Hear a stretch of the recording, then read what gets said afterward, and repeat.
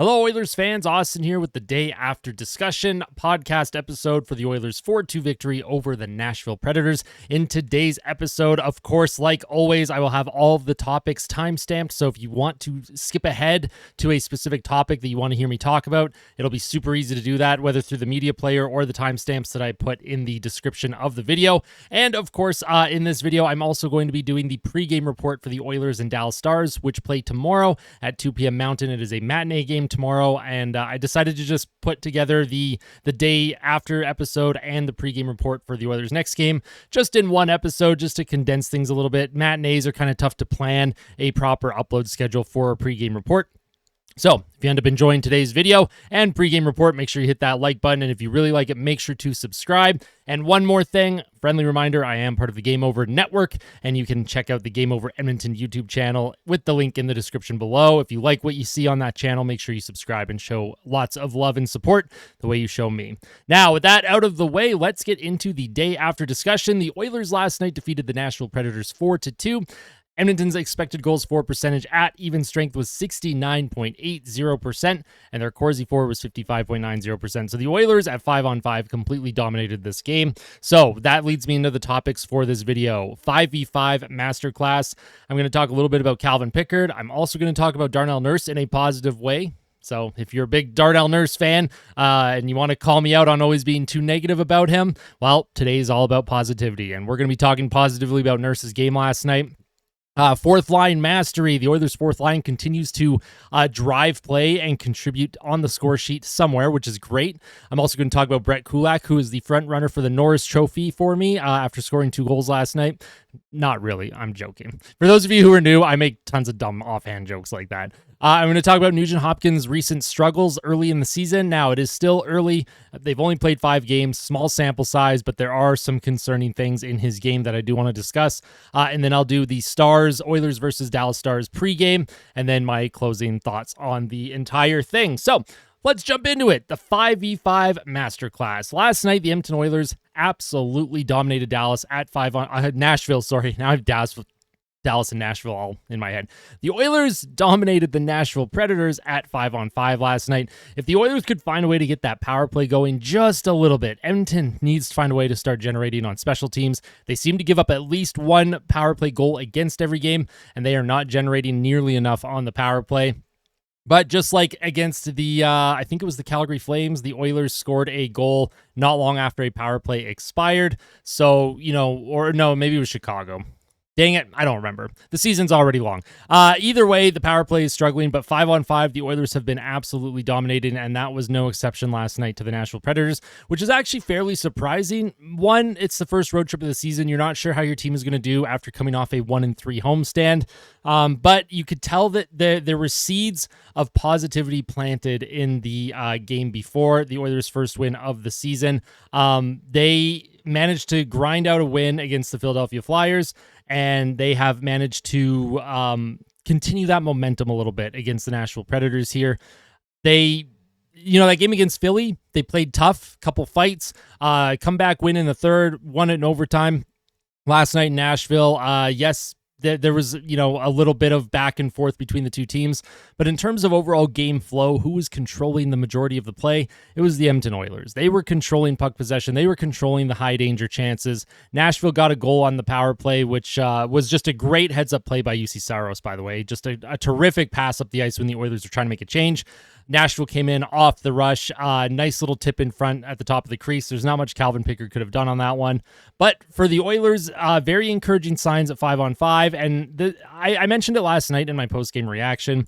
If the Oilers play like they did last night, at 5-on-5, they are going to win a ton of hockey games. They are going to be winning 7 or 8 out of every 10 games because we know that power play is eventually going to start to heat up. And then with how well they play at 5-on-5, start chipping in some power play goals. They're going to be scoring a ton of goals, and the team's going to be feeling really good, as well as Oilers fans, myself included. So for the Oilers, the 5-on-5 play last night was fantastic. Like I mentioned at the bottom of the screen there, 69.8 expected goals for percentage at 5-on-5. It's just an unbelievable game of possession for Edmonton, and I really hope that they can continue that. Like I said, they got to find a way to get things going a little bit on special teams. However, I'm not too concerned if Edmonton is able to keep playing the way they did last night at evens, because that's where the bulk of hockey is played. So, if Edmonton's just got to find a way to keep grinding away, get a couple goals here and there, and keep feeling good about themselves. They are one win away from getting back to 500, and I've mentioned numerous times already early this season, I like to look at, the regular season through 8-game sample sizes. If Edmonton is able to get to a 4-4 or 5-3 record in those first 8 games, especially after starting the season 0-3, we'll be feeling a lot better about the Oilers moving forward throughout the rest of the season, and as they push towards a playoff spot and potential rising up in the standings and Pacific Division. It's not just Edmonton that started off slow. The Vancouver Canucks, they didn't get their first win until last night too. So the two front runners for the Pacific, Edmonton and Vancouver, they got off slow. Calgary, I believe, is still undefeated, which is good for Flames. Flames fans, how you feeling? If you're a Flames fan, how you feeling right now? Do you think what Calgary's doing is sustainable? Let me know in the comments below. Oilers fans and Flames fans, or anyone else, I want to know. Next up, we're going to talk about Calvin Pickard.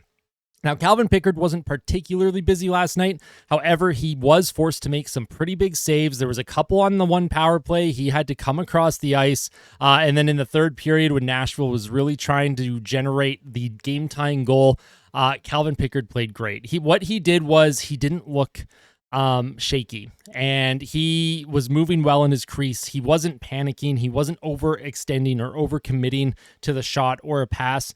He was very grounded in his crease, and it reminded me of Stuart Skinner against Philadelphia Flyers. Very calm, just, relax, rely on your instincts, let the puck come to you. Don't try and do too much in the crease. And for the Oilers defense, they were doing a really good job at boxing out the Nashville Predators. They weren't really letting Nashville get into any inside lanes. And anytime Nashville was able to get into an inside lane, Calvin Pickard was there. I saw a few people last night on X or Twitter.com. They were complaining about the 2 goals that Calvin Pickard gave up. But I would like to know if you look at the replays and how those pucks were deflected in, I don't think Dominik Hasek in his prime are saving either of those two. Maybe the first one, but that second one, there's absolutely no way, in my opinion. Calvin Pickard played great. The goaltending looks like it's starting to calm down a little bit, and that's, again, another great sign for Edmonton. Calvin Pickard last night looked like he did the majority of last season, just giving the team a chance to win, put up that 9-10 save percentage, and watch the Oilers play good in front of you, and pretty good recipe for success. That's all the Edmonton goaltenders have to do. They don't have to, have a guy like Shesterkin or Jake Ottinger or Jeremy Swayman type numbers where they're putting up a 925, 930 save percentage and the team's grinding out wins. Not that the Rangers grind out wins. Like these teams that I mentioned with their goaltenders, they are very offensively skilled, but a lot of those teams, they do rely a lot on goaltending. For the Edmonton Oilers, a lot of their games are relied on the offense, but for Edmonton's goaltending, Calvin Pickard and Stuart Skinner, as long as they're giving the team a 905, 910 save percentage nightly, the team is in really good hands, and that's all you really need at the NHL at this point, in today's NHL. So as long as Calvin Pickard keeps playing like he did, if Stuart Skinner can build off of his game that he had against Philadelphia Flyers, we'll be talking about this team very positively in the next few weeks as the team continues to drive up the standings. So Calvin Pickard, great game. Love to see it, and hopefully he continues his strong play. Next player I'm going to talk about is Darnell Nurse. Last night, Darnell Nurse, in the first period, I had a few complaints. I put out a couple tweets about Darnell Nurse last night where I was like, okay, I don't know about this. He's struggling, not making right plays. He was beat off of a puck along the half wall that led to Nashville's first goal. And then he had a fight. He came out of the box, and then there was a weird play in front of the crease where he took Calvin Pickard out of the play. And I was sitting there going, okay, maybe I was joking, obviously. I said maybe Darnell Nurse should just go back to the penalty box and just sit there for another 5 minutes. But what I did not talk about, and what I'm going to talk about today, is the fact that Darnell Nurse and the team in general, that's 2 games in a row where a fight seemed like they sparked the group a little bit. The Oilers last night against Nashville, they started hot. They started fast. They peppered UC Saros. I believe at one point the shots were 9-0 for Edmonton. Nashville, they started pushing back. They were pushing and pushing and pushing. Darnell Nurse, he got into a scrap, and it seemed like it changed the entire tide of the game. And just like against Philly, when Troy Stetcher fought, I can't remember who it was that ran Stuart Skinner now. When Couturier, when Troy Stecher fought Couturier, you could really feel the momentum start to shift. And then Corey Perry fought Farabee, and you just knew that Edmonton was going to come back. That you knew Edmonton was going to find a way to come back in that game and win. Last night, Darnell Nurse, he had that fight. It was a good fight too. Darnell Nurse kind of dummied his opponent, which is great to see. I forget who it was. They fought before. I think when the Nashville player was in Ottawa. Don't know why I'm blanking on the name right now. Please let me know who it was in the comments and make me feel like a dummy.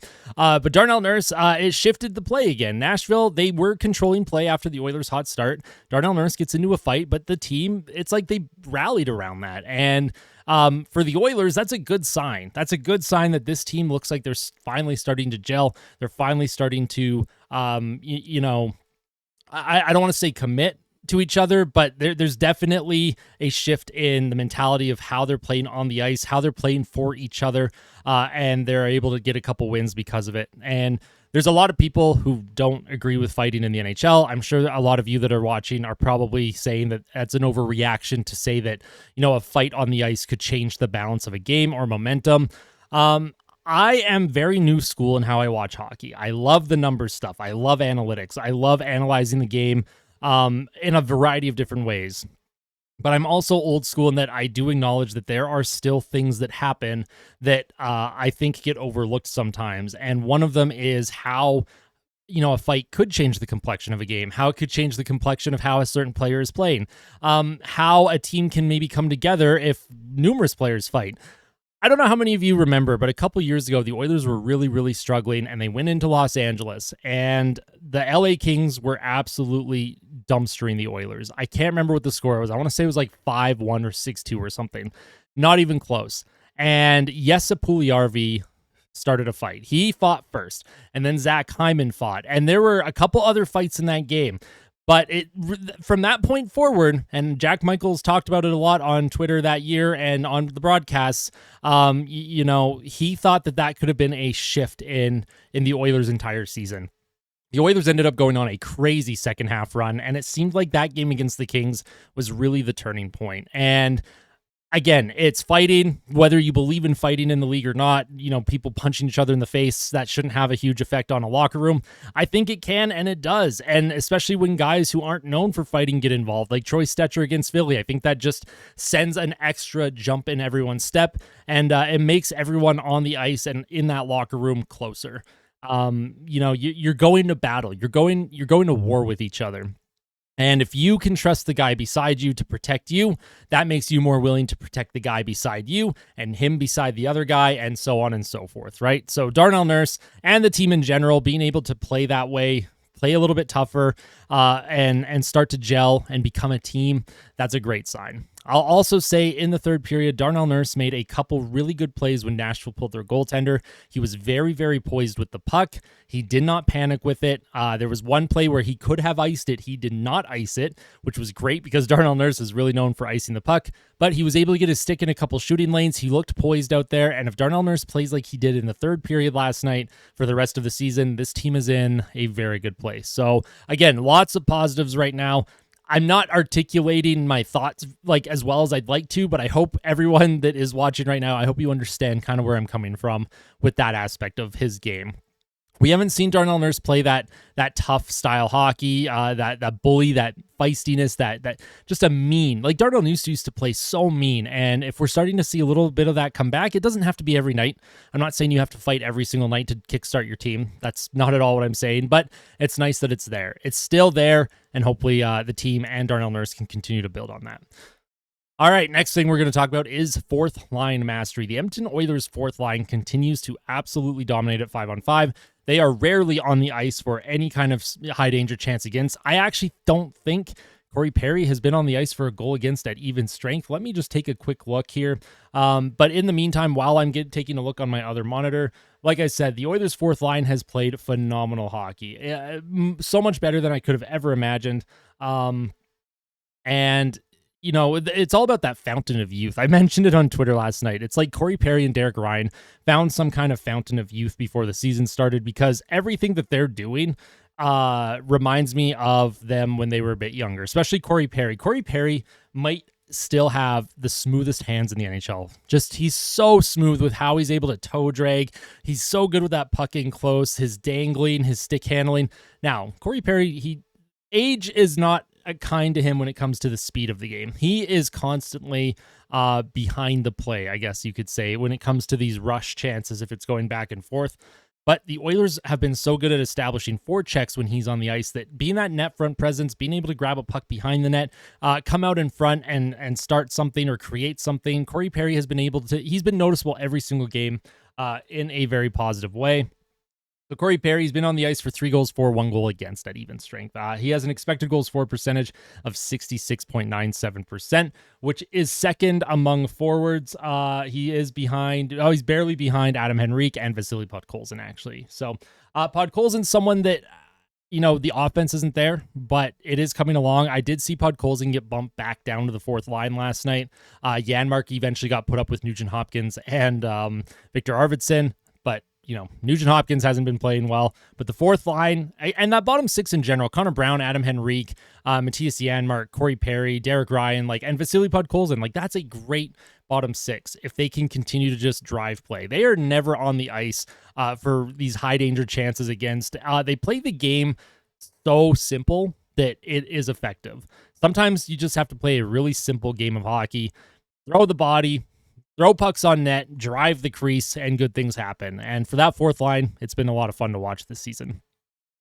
Next player I'm going to talk about is Brett Kulak. Last night, he scored 2 goals, and he is already on my ballot for the Norris. I've already started to submit my ballot to the hockey writers and the NHL. They're not going to accept it because I'm not part of the Writers Association. But Brett Kulak, in all seriousness, has had a terrific season so far. He is currently at a 68.43 expected goals for percentage at 5-on-5. He has had a great start to his season. And yes, he's on the 3rd pair. He doesn't get a lot of the high quality competition, right? They do limit his minutes. They don't play him against teams' best players. That's not his job. But his job is to be an effective player when he is on the ice, and he has been more than that this season. And it's nice that he's able to chip in offensively. Brett Kulak, I think, goes really under the radar at Edmonton. I think he's someone that a lot of fans, they like him. I don't think a lot of fans in Oil Country have ever outright disliked Brett Kulak, but there's always a talk of trades and cap dumps, and Brett Kulak's name always seems to be involved in that for some reason among the fan base. But Brett Kulak, he has shown how good he is throughout the playoffs in his few years with the Oilers. And so far in the regular season, he's also been terrific. I think him and Ty Emberson, you can really start to see the chemistry building there. I think Ty Emberson, I know initially they wanted him to play 2nd pair minutes, and I do think the Oilers still need to find a full-time 2nd pair defenseman. But for Ty Emberson, if you're just trying to get him accustomed to your team, your system, and you don't want him going up against the higher competition players when he's on the ice, playing him with Brett Kulak is such a good move. Ty Emberson's only 22 years old, or 23. Brett Kulak is a great veteran to pair him next to. Brett Kulak seems like one of those guys that's probably a leader without the letter on his jersey, but he doesn't need a letter. He does all the right things, and he doesn't do anything that he knows he can't do. Brett Kulak has great speed. He's a great skater.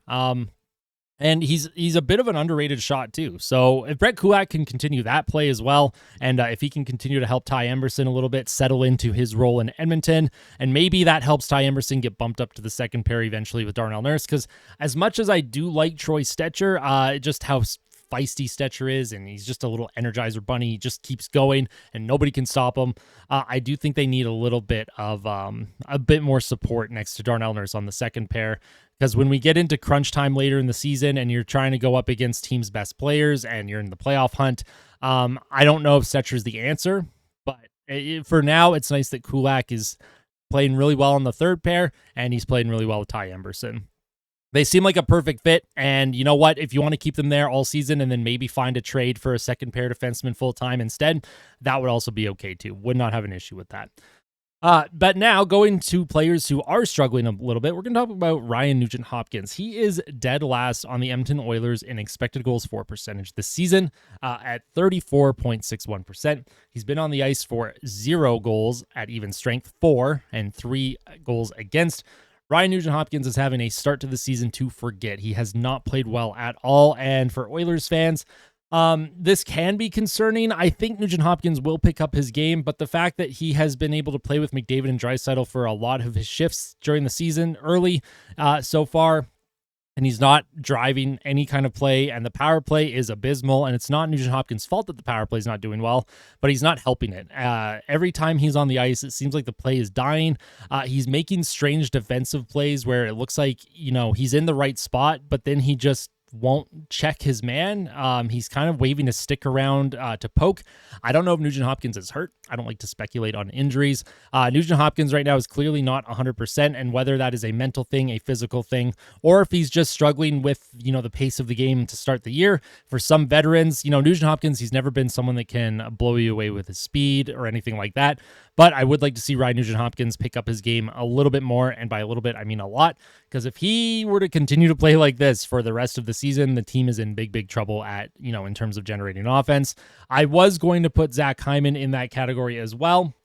But Zach Hyman, he still does things well on the ice. He's still fighting for pucks. He's getting involved physically. Zach Hyman, I'm not worried about the goal scoring coming back, because throughout his history as a player, he's eventually going to start putting that puck in the net. He's not going to put up 50. We knew he wasn't going to put up 50 heading into the season. He's still going to score 30 this season. Don't worry. But Ryan Nugent Hopkins, he has been prone to cold streaks. But this is much colder than usual. Usually he's really good at driving offense or being a complementary player to players who do drive the offense. Right now, when he's on the ice with these players, he is not complimenting them at all. He is really, really holding everyone back. So we need more from Nugent Hopkins. But with that all out of the way, let's get into the Dallas Stars pregame report. The Oilers versus the Stars projected lineup. I don't foresee too many changes. I do have Podkolzin slotted up with RNH and Arvidsson, but like I said, in the third period last night, Podkolzin was put back down to the fourth line. They had Janmark up there. I would imagine at some point maybe Jeff Skinner gets another look in the top six, but what Jeff Skinner's doing at the moment, it doesn't matter where you play him. The team has been doing very well when he's on the ice. So top line, Draisaitl, McDavid, Hyman. Second line, just put an asterisk next to Podkolzin, RNH, and Arvidsson. I guarantee that line is going to change up a little bit. Skinner, Henrik Brown, Janmark, Ryan Perry. On defense, Ekholm, Bouchard, Nurse, Stetcher, and Kulak Emberson. I can't imagine them changing the defense pairs too much right now, especially on a 2-game win streak. Generally, coaches, when you start to win, they like to keep that winning formula together. Whether there are, signs that is sustainable or not, it doesn't matter to a coach. They're going to keep the winning lineup in. Stuart Skinner, he gets the start. Likely, I would be incredibly surprised if Calvin Pickard got a second straight start. It's just not going to happen. Stuart Skinner likely gets the start, and we'll head into the game day predictions.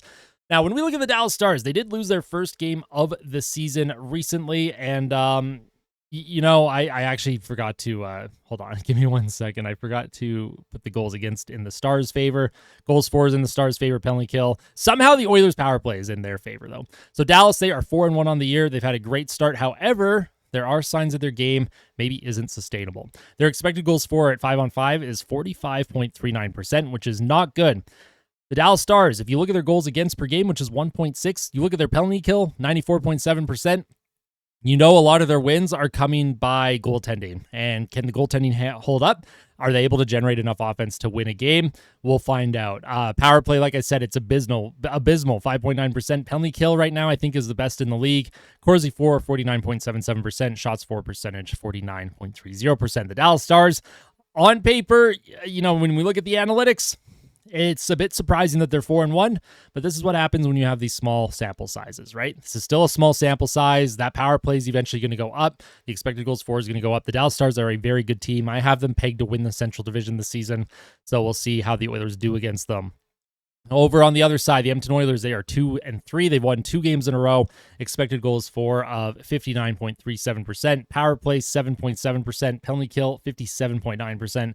2.2 goals per game. 4 goals against per game. Corsi for 61.31%. Shots for 58.30%. My player to watch is Zach Hyman. He is due for a goal. He does not have one yet this season, but he has been getting closer. He's been all over it recently in the crease along the half wall. He is working his absolute tail tail off. Don't be surprised if he pots his first of the season against the Stars. However, my score prediction, you're going to see I predicted Dallas to win 5-2. Now, why would I do that? I just talked about how Dallas's expected goals for percentage, their analytics are not good, and their play could be unsustainable. And the Oilers, they are feeling good about themselves. They've got a lot of momentum after these 2 wins. They're coming together as a team. Why would I predict Dallas to win 5-2? Well, it's nothing other than the simple fact that this is a matinee game on a Saturday. And the Edmonton Oilers, for the most part, now in recent memory, they've been better at matinees. I just feel like a matinee game going into a team like Dallas where they're looking for revenge from that Western Conference final defeat, where Edmonton only had 10 shots on goal in Game 6 and managed to hold on. I just think Dallas is going to have the edge here, and I don't like predicting the Oilers to lose. In fact, this might be the first time all season I have actually made a prediction of Edmonton losing. Again, these predictions are not science. I just think based on the fact that it's a matinee game, Dallas looking for some revenge, and you know, there's not a lot of turnaround in the rest for the Oilers getting into Dallas. We'll see if Edmonton can find a way to win. That's terrific. I will be super, super happy. But like I said, Dallas, it's a matinee game. The Oilers, they don't always play amazing against Dallas in the regular season. Historically, Dallas seems to have Edmonton's number, especially in Dallas. So I'd love to see the Oilers win. I'd love to see them prove me wrong on that score prediction. But for the moment, I'm going 5-2 Stars. All right, so I've kept this episode under 30 minutes, which was my goal today. I hope you all have a wonderful day. I hope you all enjoyed my content. Friendly reminder, if you're not yet subscribed to the channel and you enjoyed today's episode, make sure to subscribe. And if you liked it, make sure to hit that like button. It goes a long way in supporting and, you know, helping the algorithm push my content out there. Like I said, pretty much daily Oilers content right now. I'm part of the Game Over Network with the Game Over Edmonton team. If you want to check them out, link is in the description. We'll see you soon, Oil Country. Tell someone that you love them for me. And of course, fight like a kid, fight like Ben. Let's go Oilers. I'll see you in the post-game reaction / recap after the Stars game tomorrow. Take care. Have a good one.